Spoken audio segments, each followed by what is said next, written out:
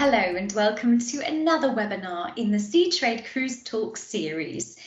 Today I'll be asking the question, looking into the future, what Shorex trends do you see when cruising resumes? Here to share their views are Alvin Materi, Regional Director, Cruise Asia by Destination Asia. Neve McCarthy, Managing Director, Excursions Ireland. Carmen Morissan, Global Shore Excursions Manager, Intercruises Shoreside and Port Services, and Rupert Woodard, Managing Director, Excursions Limited. The question that we really want to know is, looking into the future, what Shorex trends do you see when cruising resumes? Well, it's a good question. First and foremost, I think it's probably important in this, in this post-COVID world that nothing is going to be the same as it was before, and I think that's that's true about shore excursions, and I think it'll be that way for some time to come. So looking at trends and those kinds of things, I think it's important to point out that one of the number one things that we're looking at right now is health and safety. Obviously, it's something we've always been concerned about, of course, but in this particular climate, it's just important that we make sure that we're hitting all of those buttons, whether that be towards social distancing and whether that to be, capacities on board coaches and things like this and in venues. So, those are one of the big things that we're looking at health and safety, and we're also looking at technologies and ways that we can we can survive in a post-COVID world, and that would be with contact tracing, also with using some sort of smartphone apps, things like this, to be able to check in and stuff like that. So these are quite important things to us here currently. I think probably we're all feeling a bit the same after a long period of really not getting out and about very much, and sort of combined with a general insecurity, a lack of knowledge as to what's out there at the moment. And the next stage really is, I think we're all sort of settling into it now. Restrictions are starting to ease up. We can't wait to get out, and I'm sure that the whole world is thinking the same. We're limited as to what we can do at the moment, but as things start to ease up and going forwards into the future, I personally feel what we're going to see is, in the luxury sector for sure, a much stronger focus on the more secure and safe and small personal individual travel bubbles, if you like. So family bubbles, you'll want to look after your loved ones properly, and but let them experience the destinations you're visiting in the normal sort of style. Where as an inbound tour operator, we're going to have to adapt and evolve quite considerably, we feel, and we've spent a lot of time focusing on this over the last few months. The rules change frequently, but what seems to be clear is that people will be wanting to give a little back to the destinations they're visiting, probably be a bit more ecologically thoughtful. So the more environmental friendly sort of tours, I think, will be attractive. Certainly exclusive visits, because we won't want to be visiting sites which have lots of other people visiting at the same time. So we're probably more likely to see the out of hours tours that before the sites open to the public, sort of thing. And really the focus being on making sure that everything's organized extremely well and communicated extremely well, and that we keep the guests safe while they're on tour, because they've made a big effort to actually come and visit. Guests who want to take a luxury cruise will expect a very high standard of shoreside experience, and that's what we spend a great deal of our time concentrating on. So we're still in touch with the lovely people that will let guests come and visit their private homes. We just need to work out how to do it safely and properly. Those are the sort of things we're focusing on at the moment. I think the picture is still evolving there, but we also had to start working, and we prioritize 5 main trends. Those are the great outdoors experiences, walking tours, we mentioned those just a few minutes ago, wellness experiences, a focus on local and local economy, and the independent guests. If I'm to look at the great outdoors, we believe that the social distancing might be easily achieved in the great outdoors, and also the fact that people after the extended lockdown may be craving to being out in the nature. And I think additionally there has been during this lockdown period, there's been a process of identifying what is really important in our lives, and that could be translating to a demand to being out, reconnected with nature. On the walking tour side, we see this tour as the best for social distancing if we minimize or eliminate vehicle transportation. And the walking tours have always been suitable for walking in small groups, which again matches these new requirements. If we add audio technology to further allow for social distancing in within these small groups, I think we have the ideal product for the post-COVID world. In terms of wellness experiences, we expect a physical, psychological, and emotional wellness to be a growing trend. So tours focusing on meditation, mindfulness, support groups, and even the giving back to the community, I believe we'll see an increase in demand. On local economy, this was a trend for the last few years before the COVID arrived. But the in-depth destination immersion is always something that has been appealing to the guests, and I believe will be further accelerated as the guests will have this heightened sense of community after being at home for extended period of time, and they will want to give back to the communities that they visit, in addition to understanding about the pastimes and crafts and everything else. Similar with the independent guests, we also expect to want to explore the destination more independently. So we are looking how we can provide some solutions to enable this in the safest way possible, allowing guests to get the most out of the destination. Taking COVID-19 out of it, we were starting to see a shift in trends anyway. So I actually think this incident, this worldwide incident, is actually going to magnify it. So the trends that we were seeing and we were continuing to see, and we had visions of them, kind of hitting us harder, were smaller groups, luxury groups, niche groups, lots to do with the culture of Ireland, whether that's like the music, the heritage, the poets that we have, our landscape, our cooking, our ingredients, all of that kind of thing, foraging, and the outdoor world, our hiking, cycling, biking, fishing. We were seeing more and more of those requests anyway. So what we do feel this will be the way going forward. So we've been focusing, we have one of the girls in the office who's just ultimately just focusing on trying to generate more of these kind of tours, to give a bigger variety of them, but also, bigger numbers, but not all at the same time, so more departures. Well, that's really excellent that you're able to build on that and develop these, ideas. Being that it's Ireland, there's a lot of outdoor space, so, going fishing and different treks and activities like this. Now, with that in mind, when it comes to Asia, does that present more unique challenges in this respect? Because, there are some very densely populated areas that, potentially those are the areas that people will want to see. In Asia, yes, I would think that sometimes that's a bit of a challenge. I mean, our dense populations are quite huge. But let's keep in mind, there's always experiences to be found. There's always experiences to be developed, even within these, larger, cities and countries. So I can give you an example of a place in Shanghai. There's something we do there called the Shanghai Insiders Tour, where it's a small group.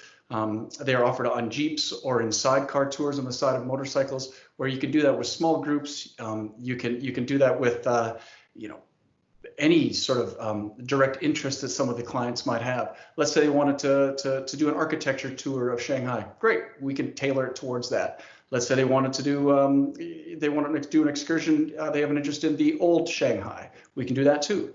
So really, it's just about tailoring it towards what the clients might want, and then working with our suppliers to do so. So yes, Shanghai, city of millions and millions of people, but yet we can offer short excursions and experiences for small groups of 2, 4, or 6 people. So moving forward then, I suppose it will be more, a bubble, so to speak. It will be predominantly these small groups that go on excursions together. Yeah, you're exactly right. And then again, in this post-COVID world, that's something that's quite important. We're already talking to cruise lines who are talking about wanting to keep their clients within these bubbles themselves. So, keeping these bubbles is important, whether those just be other passengers from that particular ship, not mixing with outside tourists and things like that, or even maybe it's a small family group that can stick together in their own bubbles as well. For the most part, we were very fortunate in our part of the world. Yes, it was the first place to obviously have COVID-19. It was the first place to start locking down, if you will. Some of the responses we had in some countries like Vietnam, for example, very few cases there at all. Back in January, they were pretty much able to, shut the borders and make sure that they had contact tracing in place and to make sure that there was no community spread of the virus. So yeah, we are fortunate in places like Vietnam. We are fortunate with this a similar response in Hong Kong and in Taiwan. So yeah, when the restart does begin, and just in the last few hours, we've heard that Dream Cruises is going to restart again up in Taiwan, doing some Taiwanese island hopping itineraries. This is incredible. This is a real good opportunity for Asia to get back on quite quickly. There's a lot to think about.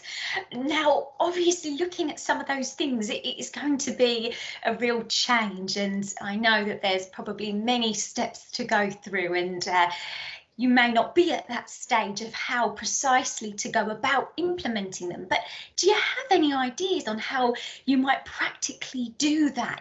Some of these measures, for instance, out of hours, there are bubbles, people sticking together, people not coming too much in one another's space. How exactly could that practically be achieved? Yes, very good question.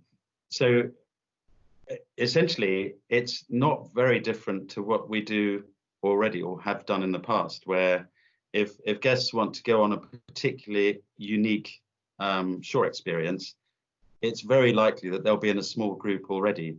And especially now, there's going to be a restriction on how many people can fit in a vehicle.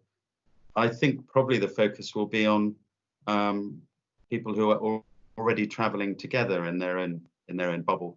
In their cocoon of safety, really, if you like, so they can go in their private car with a driver. The retrofitting private cars with a screen like you see in a London taxi, to put a divide between guests and the driver. We're also concentrating a lot on the technology side of things, so that actually maybe not so much face-to-face discussion, but a bit more of using the mobile phones and that sort of thing. So the sort of guide whisper systems and things. So, but practically speaking, when it all opens up, we're going to be working with venues to make sure that we can book specific visit slots so that we're not actually with the rest of the public. It's going to be difficult because it obviously vastly reduces the availability and the opportunities. The capacities will be restricted.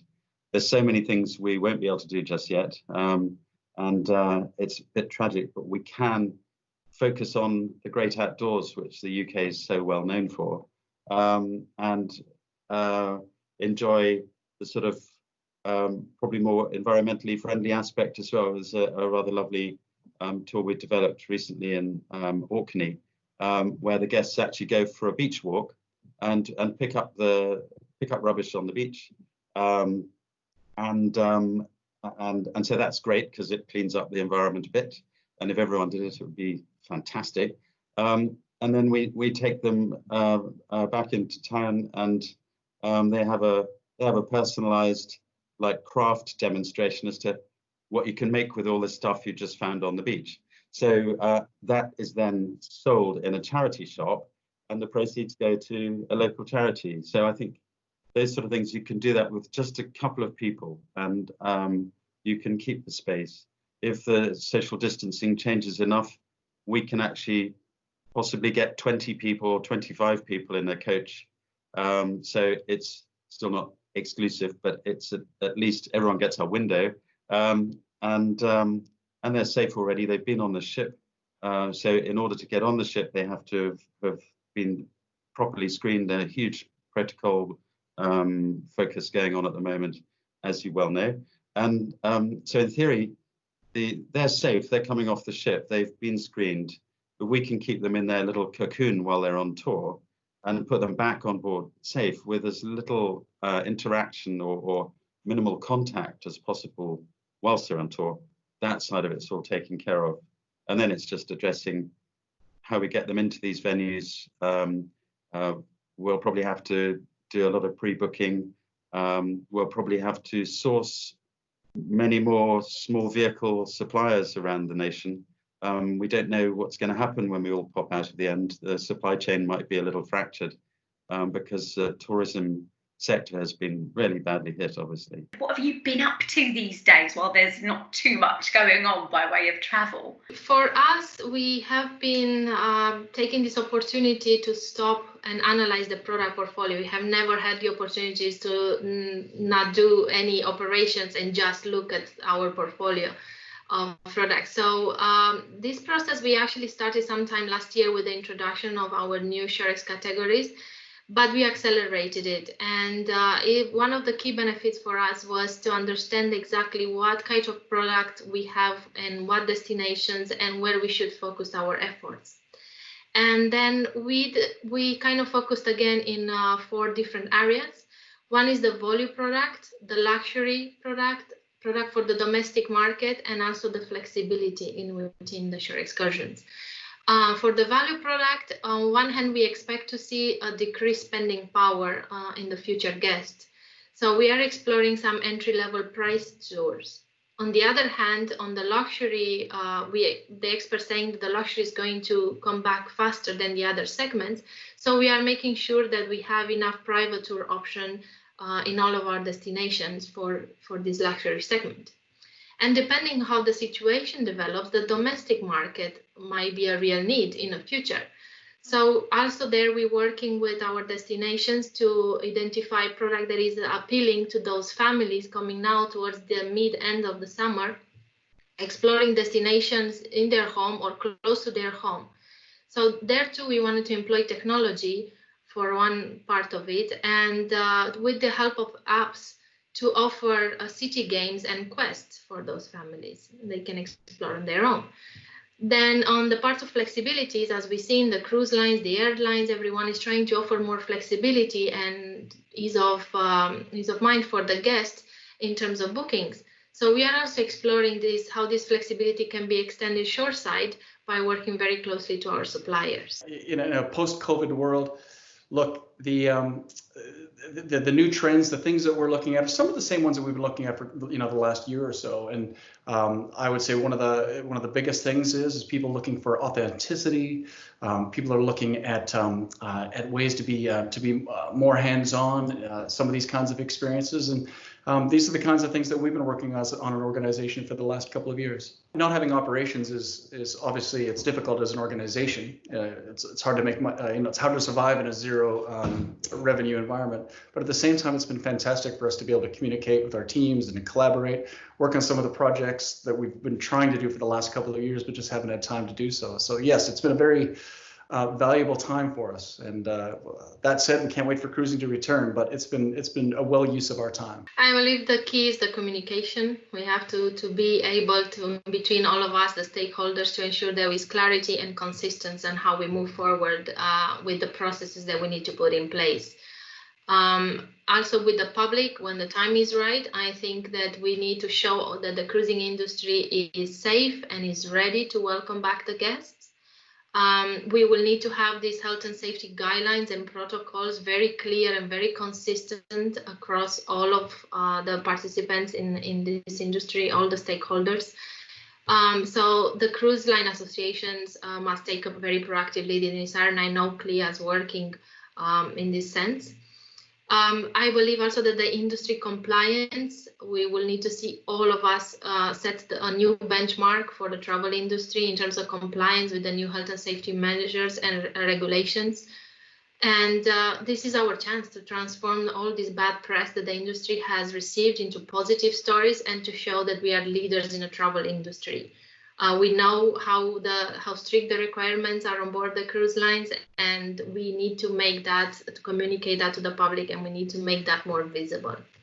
And moving forward, as we move to different stages of this recovery, I believe the monitoring will be essential. As an industry, we need to always be checking that the protocols are being adhered to in all the stages. There is an end-to-end approach at the end of the day. And we also need to work together to find ways to enhance the delivery, because let's not forget that in the midst of all these health and safety protocols that we will need to adhere very strictly to, the guests are still coming on a cruise vacation, and they expect to have an enjoyable experience.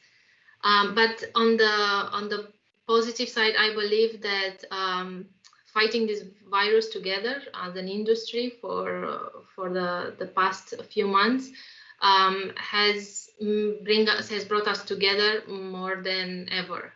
And we've been seeing collaboration and talks and communications at increased levels, and I believe that this is the positive story we will remain in with, years after this is gone, that we can always come closer together. When we look at costs, would we then expect companies would have to charge more for these things?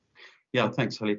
I think in the luxury sector, the focus has always been on unique experiences, and generally speaking, that means smaller groups on tour, some of them just very private visits, and it's all about the value. Is there good value in the excursion that's being offered?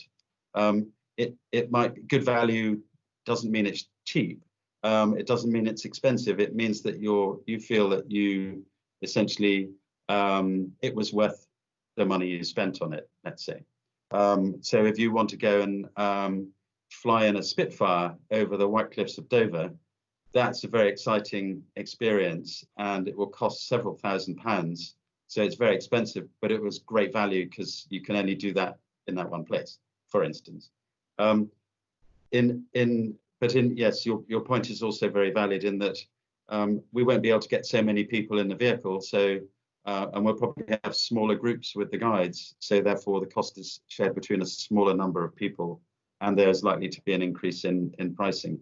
Or the visitor attractions, because they're being restricted by capacity because of social distancing rules, may feel they need to put their prices up to cover the cost of all their staff running the venues and those sorts of things.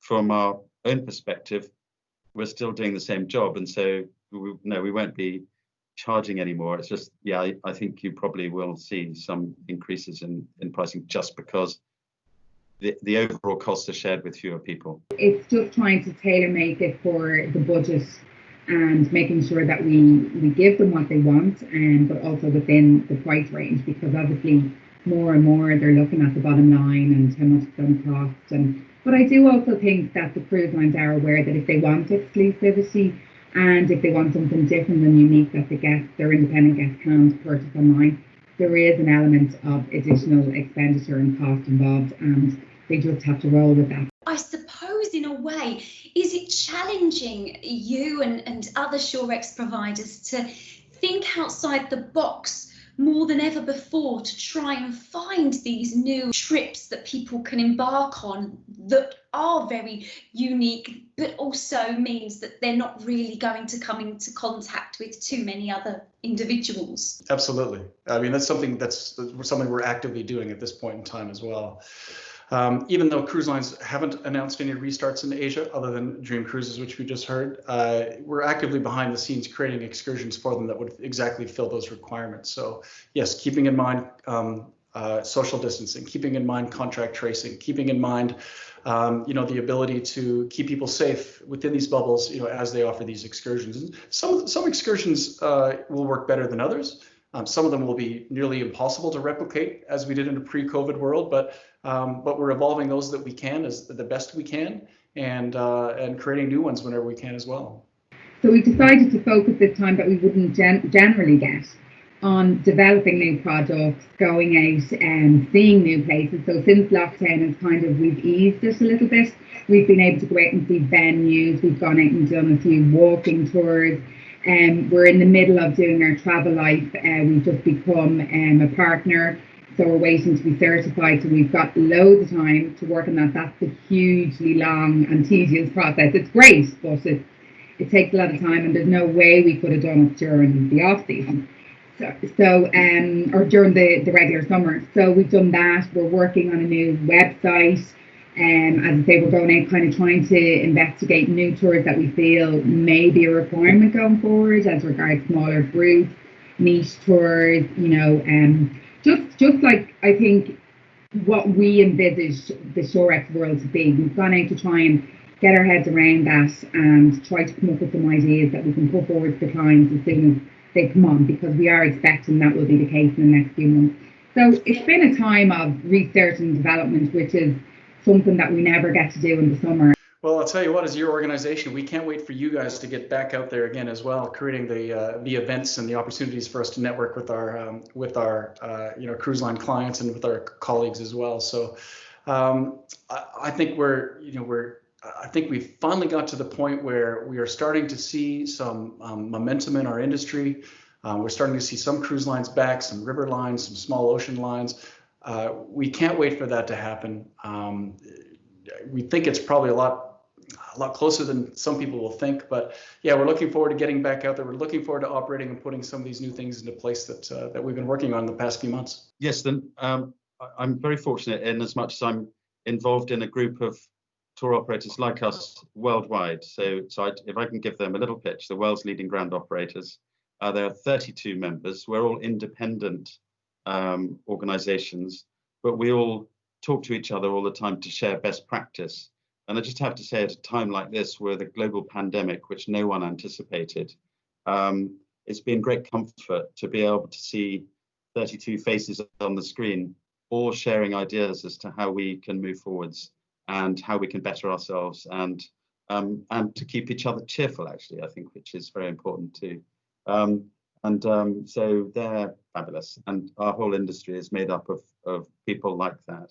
I think we should all be very proud of our tenacity, and we're all looking forward to the light at the end of this tunnel, so we can get back to normal. Thank you to all of our guests for joining us today and sharing your unique insights, and to you for watching.